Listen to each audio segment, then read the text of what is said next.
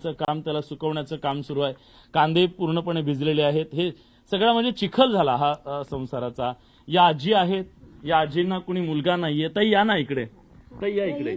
या आजींना कोणी मुलगा नाहीये, घरात कोणी पुरुष नाहीये आणि घर मात्र असं वाहून गेलं। आजी, किती मोठं संकट होतं तुमच्यावरचं? लय संकट आलतं, लय संकट आलतं। सगळं सोडून आम्ही जीव वाचवला आमचा। आम्ही बंगल्यावर गेलो, आमचं सगळं हे उद्ध्वस्त झालं। सगळं पाहून ही सगळं वाहून गेलं। धान्य ही सगळं ह्या काही सगळं झालं या। आणि आम्हाला कुणी नाही, आम्ही दोघीच मायली की हाय। आमचं सगळं माणसाचं बी ही झालेलं या। गडी नाही, मनुष्य नाही, मिळवाय कुणी नाही, आम्ही मंजुरी करून खातो या। बरं, हा।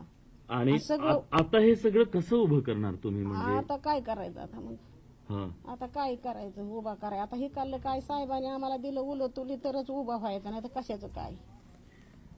ताई, यांना पण कुणाचा आधार नाहीये। यांचे पती वारलेले आहेत, यांचा मुलगा वारलेला आहे, घरात कोणी नाहीये। पोरगीच माझ्यापाशी तेवढी लय उद्ध्वस्त झालं आमचं। आम्ही जीव वाचला, आम्ही खायला लागलो तर आमचं अन्न पाणी आम्ही असं सोडून पळालो। म्हणजे गावात जेव्हा पाणी शिरलं, घरांमध्ये पाणी शिरलं, काहीच करता येईना, काहीच करता येईना। लोटच आला पाण्याचा वरनं लोट आला तसा आम्ही इतकाल्या पाण्यातनं बाहेर निघालो। कमरे इतक्या पाण्यातनं तुम्ही कसं तरी गाव सोडलं? गाव सोडलं, बंगल्यावर टेंगाव गेलो आम्ही। त्या बंगल्यावर सुरक्षित स्थळी ते गेले आणि मग कसा बसा त्यांनी जीव वाचवला।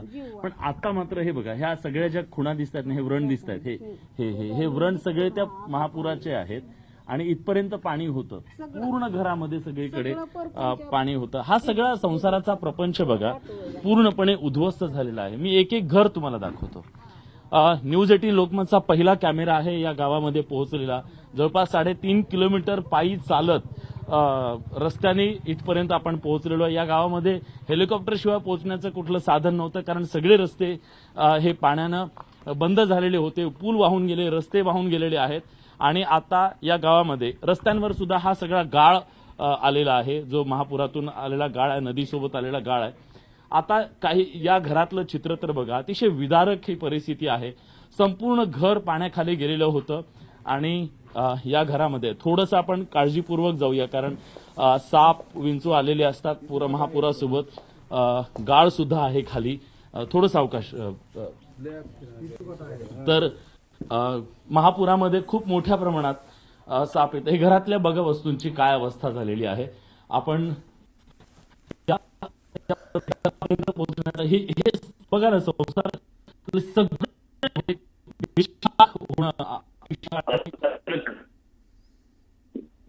ह्याचं हे विदारक चित्र आहे। घरातली भांडी वगैरे गेलेला आहे।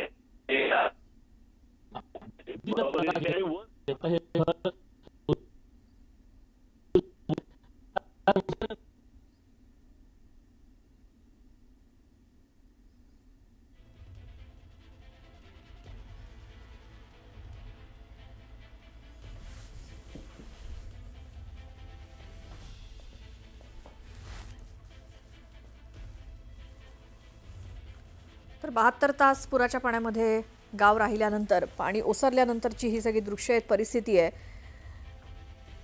न्यूज 18 लोकमत सर्वात प्रथम या गावामध्ये गेलं। वाघे गव्हाण हे गाव, आणि तिथं पोहोचण्याचं कोणतंही साधन नव्हतं हेलिकॉप्टर शिवाय, कारण रस्ते सगळेच आणि पूल पाण्यामुळे बंद झालेले होते, वाहून गेलेले होते।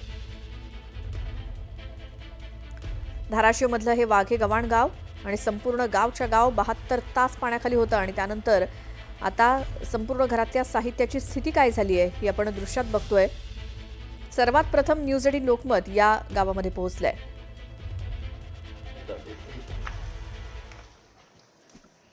हे बघा घराची काय अवस्था झाली आहे। याही घरामध्ये सगळा गाळ पसरलेला आहे। आपल्याला थोडं सावकाश जावं लागेल, कारण जेव्हा पुराचं पाणी ओसरतं तेव्हा मागे थोडेसे साप वगैरे असतात, त्यामुळे आपल्याला थोडी काळजीपूर्वक जावं लागतंय। पण स्पष्टपणे इथं दिसतंय, जे ओल दिसतीये ती तिथपर्यंत या घरामध्ये पाणी होतं। हे घर इतकं पाण्यामध्ये होतं। 2 रंग दिसतात आपल्याला, रंगसंगती दिसते। हा सिलेंडर आहे आणि घरातले जे अनेक भांडी कुंडी आहेत त्या तिकडे नदीला 2-2 किलोमीटर पर्यंत आपल्याला पाहायला मिळतात। म्हणजे हे घरातनं भांडी कुंडी सुद्धा वाहून गेलेली आहे अनेक घरांमधली। अजून एक घर आहे, त्या घरामध्ये सुद्धा आपण जाऊया।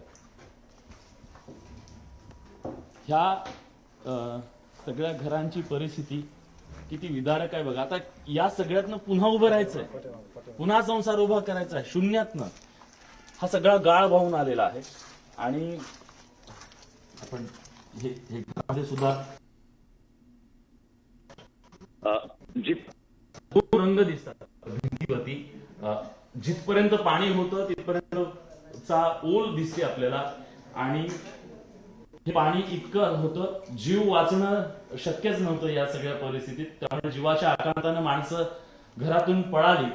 आहे तसं सगळा संसार इथं टाकला आणि आहे त्या परिस्थितीत माणसांनी सुरक्षित असं ठिकाण शोधलं. सगळ्या आज या नव्यानं उभ्या करणं, नव्यानं उभ्या राहणं हे इतकं सहज आणि शक्य नाहीये. हे सगळं या टीव्हीमध्येच कधीतरी या सगळ्यांनी एक सुंदर चित्र पाहिलं असेल, कधी स्वप्न पाहिलं असेल, पण आज चित्रही नाहीये. आणि या घराची ही अवस्था झाली आहे. घर म्हणजे काय असतं? प्रत्येकासाठी सगळ्यात आनंदाचं ठिकाण असतं, समाधानाचं ठिकाण असतं.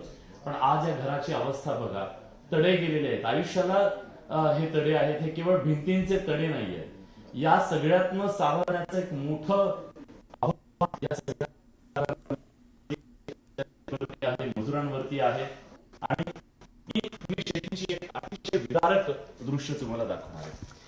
इथल्या त्या घरांची अवस्था आपण शेतीचं पिकांचं नुकसान एका बाजूला आहे, पण जमीन वाहून जाणं काय असतं, मातीची माती खड्डे पडले म्हणजे या सगळ्यामध्ये.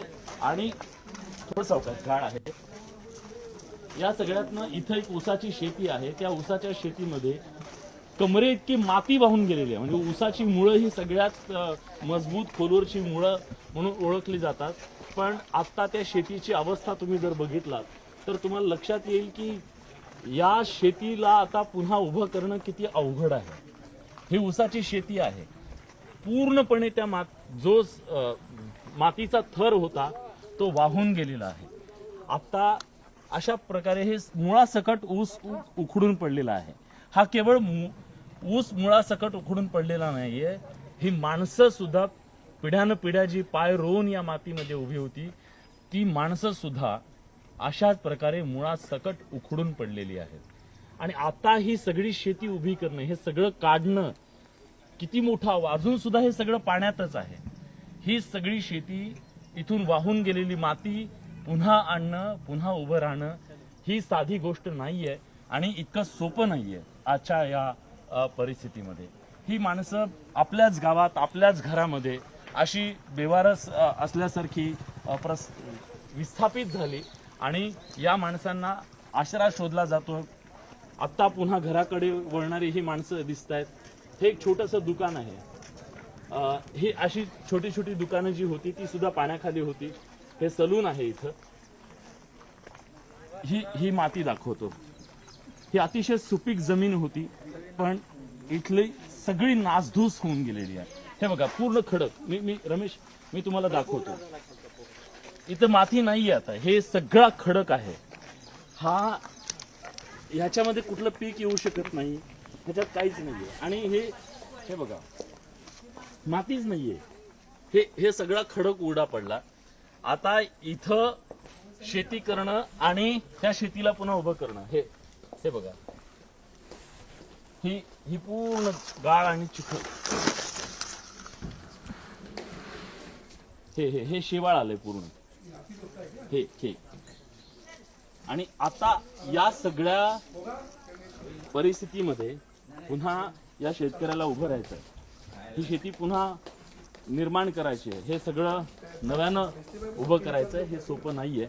दलदल असावी तशा पद्धतीनं हे सगळं शेतीचं रान आपल्याला दिसतंय. श्वेता. बरोबर आहे विलास. आणि आता पुढे काय करायचं यासाठी आता हे जे ग्रामस्थ आहेत, जे शेतकरी आहेत, ते संतापाच्या सुद्धा आता पलीकडे गेलेले दिसत आहेत.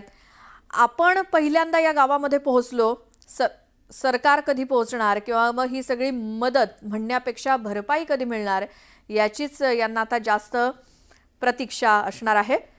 अशीच काही इतरही गावं, तिथली काय परिस्थिती हे देखील बघणार आहोत अगदी एका छोट्याशा ब्रेकनंतर.